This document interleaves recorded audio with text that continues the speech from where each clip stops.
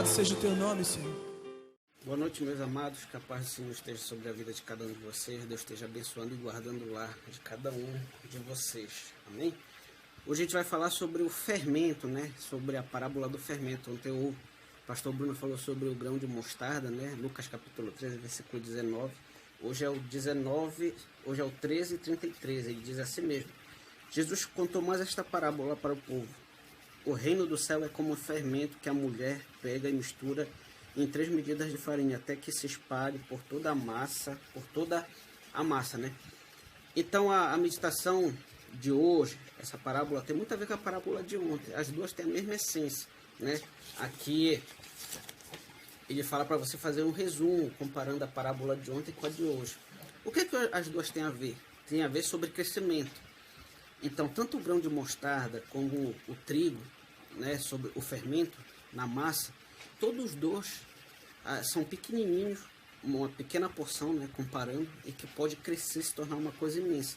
O grão de mostarda é a menor das sementes daquela época, né? A gente sabe que tem semente ainda menores hoje em dia, mas naquela época era a menor semente, né?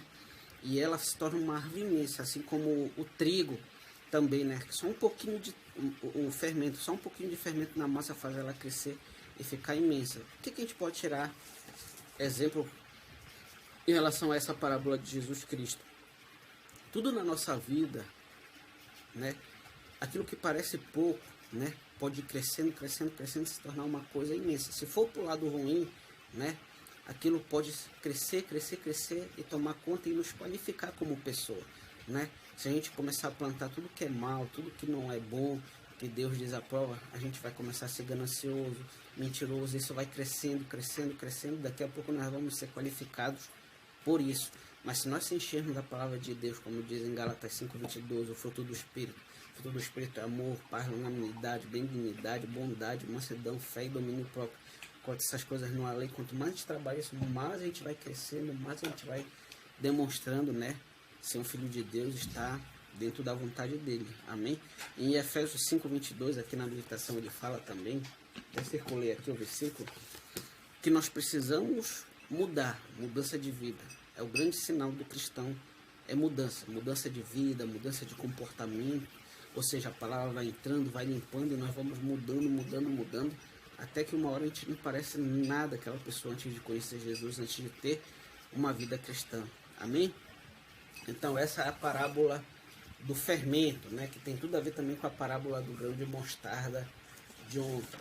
E a leitura do livro de João, espero que vocês estejam acompanhando aí, né? A gente acabou o livro de João, hoje começa o livro de Atos, capítulo 1, 2 e 3 de Atos, né? Vou botar aqui, livro de Atos, 1, 2 e 3.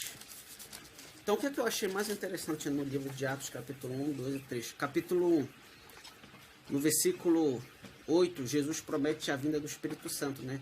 Ele depois da ressurreição, antes dele ser crucificado, ele falou para os apóstolos: esperem em Jerusalém, né, que vocês receberão o Espírito Santo. E o que é interessante a gente frisar nisso daí? Os apóstolos não receberam o Espírito Santo no dia de Pentecostes.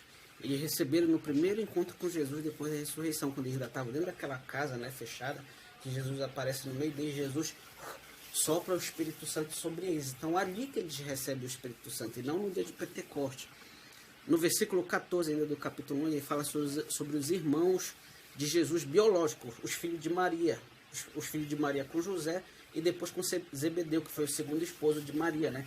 Ele fala que depois que Jesus ascendeu ao céu, a igreja sempre estava reunida, sempre estava lá Maria, né, a mãe de Jesus, e os apóstolos e os irmãos de Jesus biológicos, né? Os filhos de Maria, naturais também, né?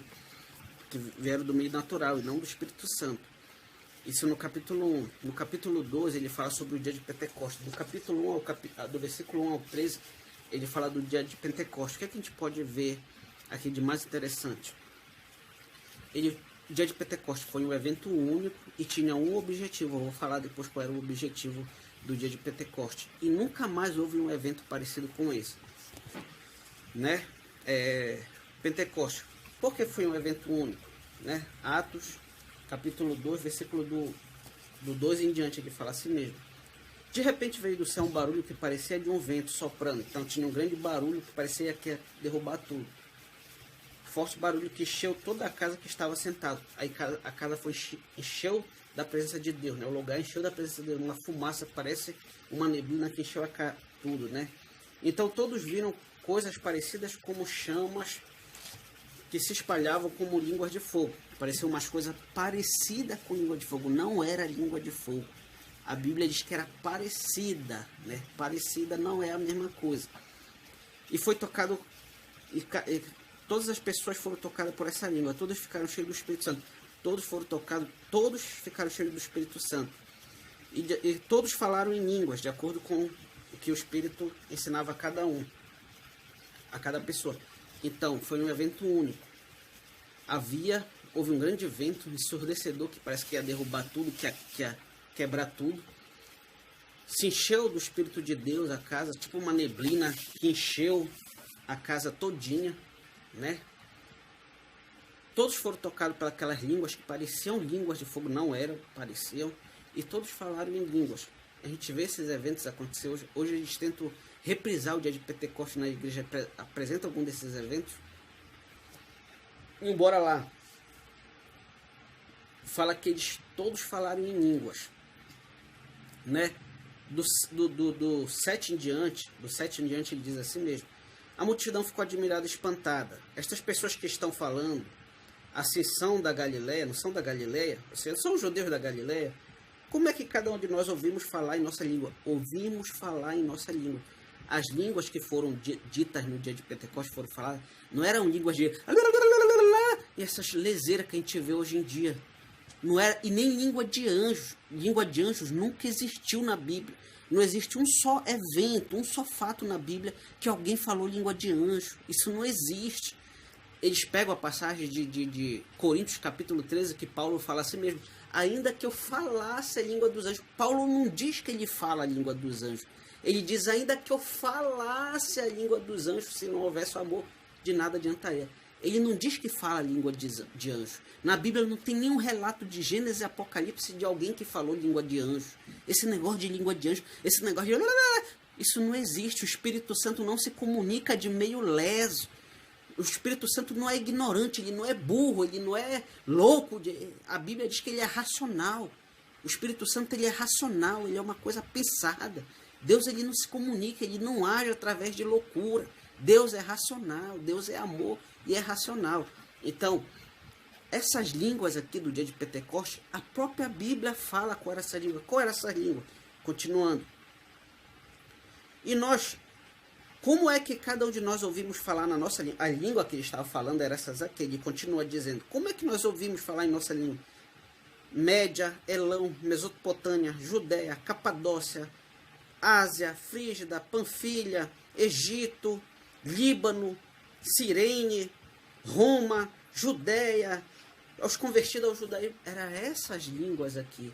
Paulo, eles pegam outra referência bíblica e diz assim mesmo: olha que Paulo diz, eu que falo muitas línguas. Paulo não estava dizendo que ele falava línguas do céu, de anjo, não. É porque Paulo era um homem muito culto, ele sabia várias línguas. Ele falava grego, ele falava romano, ele era filho de romano. Ele falava italiano, que era a língua... Depois do romano virou a Itália. Roma virou a Itália. Virou o país da Itália. Falava grego, falava latim, falava romano. O cara era muito estudado. Era essas línguas que ele fala lá em Coríntios, quando ele diz: eu que falo muitas línguas, era essa, não era essa leseira, essa loucura que o pessoal fala hoje em dia nas igrejas, não. Então essas coisas nunca existiram na Bíblia. Não são bíblicos, não tem nada a ver com a Bíblia. Essas línguas que a Bíblia fala tá aqui. E nos eventos que aparece alguém falando em língua na Bíblia, era a língua dos povos, das pessoas. Você está me entendendo? Deixa eu te falar agora o porquê o dia de Pentecostes e para que existiam as línguas. O dia de Pentecostes foi para mostrar para os judeus que a salvação não era só dos judeus, que agora era de todo mundo, dos gentios, de todo o planeta, da Ásia, de onde fosse. Qualquer um agora podia ser salvo. A salvação não era exclusiva deles, agora era de todos. E em segundo lugar, por que se existiu línguas? Porque qual foi a ordem que Jesus deu à igreja, né? Depois que ele subisse ao céu? Vocês vão, preguem em Jerusalém, preguem em Samaria e nos confins da terra. Os apóstolos e aqueles que seguiam Jesus Cristo pregaram em Jerusalém, pregaram na Samaria, que era ali perto, né? Uma cidade metade misturada, judeu e gentil, né? Era uma mistura de raça de judeu com gentil, né? O samaritano. E daí eles voltaram para Jerusalém, não queriam sair pelos confins da terra pregando. Deus permitiu que os romanos pressionassem tanto, né? Perseguissem eles tanto, eles saíram pelo mundo pregando o evangelho. Quando eles chegavam nos outros países, na Alemanha, na Itália, na França, no Mediterrâneo, eles não precisavam estudar as línguas de lá. Eles chegavam lá e já começavam a pregar na língua, já começavam a pregar em alemão, pregar em italiano, pregar em francês. Eles não precisavam estudar. Deus dava o dom da língua para eles. Esse que era o dom de língua. Não era esse que não serve para nada, que não serve para edificação de nada, edificação da igreja, para edificação de nada. Era para isso que servia as línguas. E Coríntios capítulo 13, Jesus ainda completa, né? Paulo ainda completa. A Bíblia se completou no ano 90 após a morte de Jesus Cristo. Ele já estava profetizando o que ia acontecer depois do ano 90, que tivesse a Bíblia completa. João, na ilha de Patmos, no ano 90, acabou de escrever o livro de Apocalipse, acabou a Bíblia. Ele diz assim mesmo, havendo ciências, né? Havendo dons de línguas, de revelações, disso, daquilo, quando vier o que é perfeito, tudo isso vai acabar e vai restar 3 coisas. Fé, amor e esperança. Só essas 3, acabou. Isso tudo vai acabar. Quando tiver a Bíblia, que for o perfeito, isso aí não vai ser mais preciso. A Bíblia chama isso de coisa de criança. Vocês andavam que nem criança, agora vocês têm o que é perfeito. Vocês não precisam mais dessas coisas. Só vai ficar 3. Fé em Jesus Cristo, que Ele é o nosso Senhor e Salvador. Amor, Deus acima de tudo, e o seu próximo como a ti mesmo. E a esperança da volta de Jesus Cristo. É só isso. E acabou. Aí eles falam, aí eu anotei aqui também no 16, eles dizem assim mesmo, mas a Bíblia diz lá que nos últimos dias os velhos terão visão, os novos profetizarão. Gente, essa foi uma profecia feita do livro de Joel. Os últimos dias que ele estava falando ali não era do nossos tempos, ele estava falando da vinda de Jesus Cristo. A profecia aqui, ó, no 16, ele diz assim mesmo, ainda no dia de Pentecostes, né, eles falam assim mesmo, o que de fato está acontecendo é que o profeta Joel disse lá, 500 anos atrás, isto é o que eu vou dizer nos últimos dias, eu derramarei o meu espírito sobre todas as pessoas. Os filhos e as filhas de vocês anunciarão a minha mensagem, os moços terão visão, os velhos sonharão. Ele estava dizendo, isso aqui foi escrito há 500 anos atrás. Aqui no dia de Pentecostes, ele só está relembrando, para eles saberem que aquele evento estava falando lá em 500 anos atrás, que Joel falou. Quando vier o que é perfeito, vai acontecer tudo isso, entendeu? Estiver próximo da vinda do perfeito, que é a Bíblia, Jesus Cristo. Então, eles terão visão, terão sonhos, entendeu? Terão tudo isso. Ele estava profetizando de Jesus, até a vinda de Jesus. Quando o que é perfeito vier, que é Jesus, aí isso tudo vai acabar, vai ser aniquilado, vai ficar o amor, a fé e a esperança. Porque nós já temos a Bíblia, não precisamos de profetização, de revelação, de nada mais, você está me entendendo? Então é isso que eu tirei de interessante no 2, no dia de Pentecostes. Beleza, entenderam? E no 3, no capítulo 3, que eu achei mais interessante foi Pedro e João, né? No versículo 5 e 6, quando eles vão entrando no templo e aquele mendigo está lá, né? O coxo pedindo esmola, eles olham assim para ele e dizem, olha, dinheiro eu não tenho não, mas o que eu tenho eu te dou de graça, né? Então, tudo que a gente fazer para Deus, tudo que a gente sempre tem que levar com amor, sem intenção, né? Se der para ajudar, a gente ajuda, se não der, a gente fica na oração, no amor, na comunhão, né?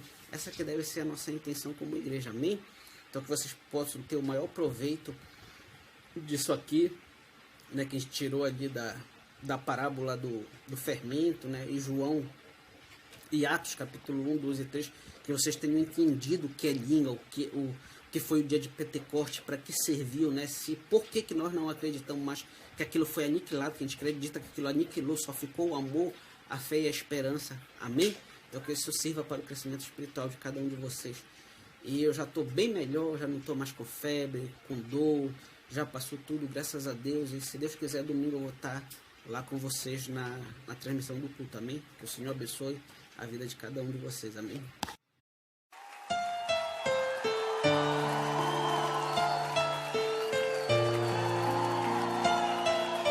Louvado seja o teu nome, Senhor. Deus está te dando uma chance nessa noite.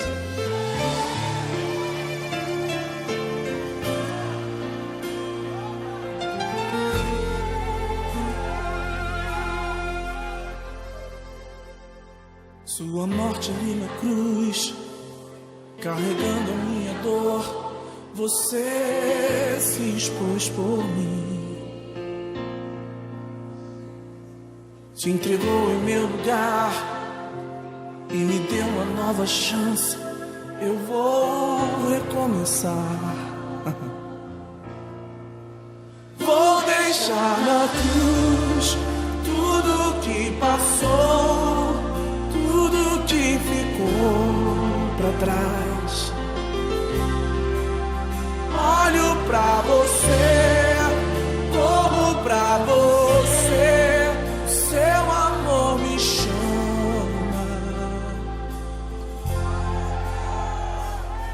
Sua morte ali na cruz, carregando a minha dor, você se expôs por mim,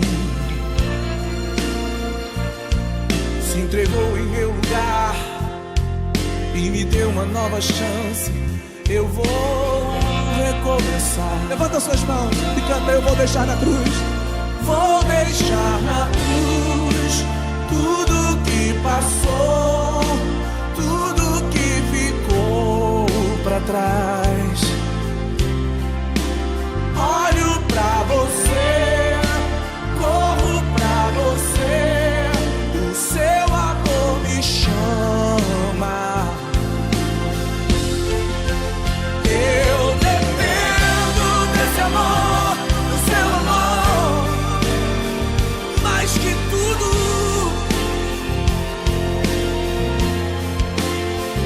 Eu confio que esse amor tem poder pra curar dores.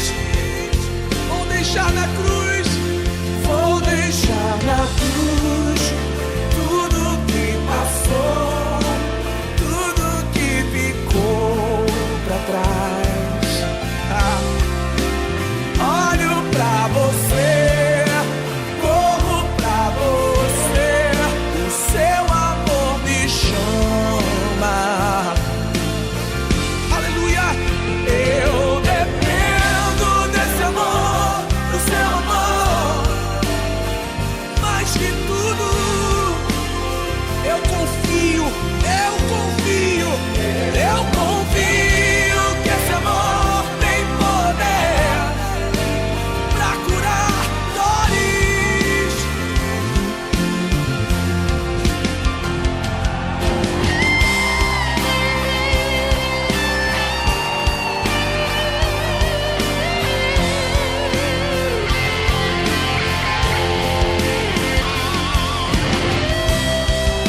Oh, Deus maravilhoso!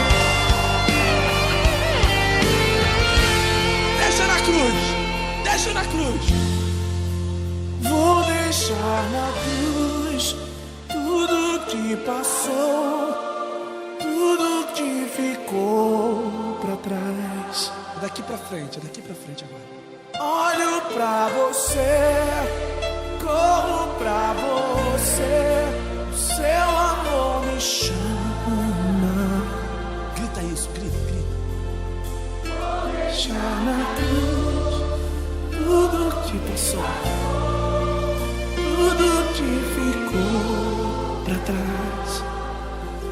Cante comigo. Olho pra você, corro pra você, o seu amor me chama, me chama. Glória a Deus. Glória a Deus.